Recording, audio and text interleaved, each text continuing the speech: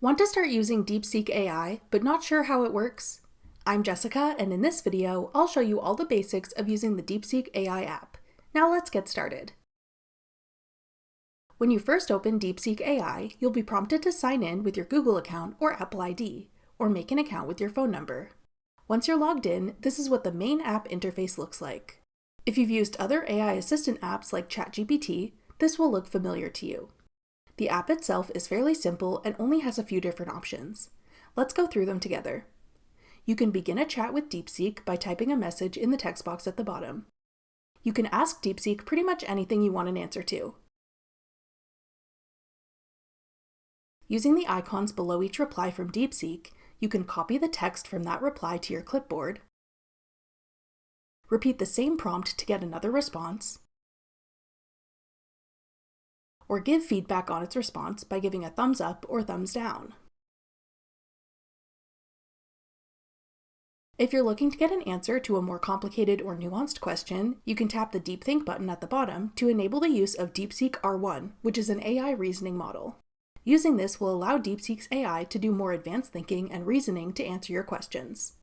A similar model offered by OpenAI costs $200 a month, but DeepSeek R1 is currently available for free. You can see DeepThink's thinking process before it actually provides the answer for you. You can scroll up and minimize the thinking portion if you like, and see how long it took to think before your answer was given. If you want to allow DeepSeek to use internet search results to help with answering your questions, tap the search option at the bottom. This will allow DeepSeek to get you the most relevant and up-to-date information. If you want to start a new chat with DeepSeek to talk about something else, tap the new chat icon in the top right corner. If you tap the menu icon in the top left corner, you'll see a list of all your past chats with DeepSeek. You can tap one of these to go back into this conversation and continue chatting with DeepSeek about this subject. If you tap the plus sign at the bottom, you'll see options to take a photo, upload a photo from your device, or import a document. You can use these tools to have DeepSeek AI analyze images or documents in relation to your inquiries. Maybe you'd like help writing an essay or feedback on a logo design. You can do so using these tools. That covers all the basics of using DeepSeek AI.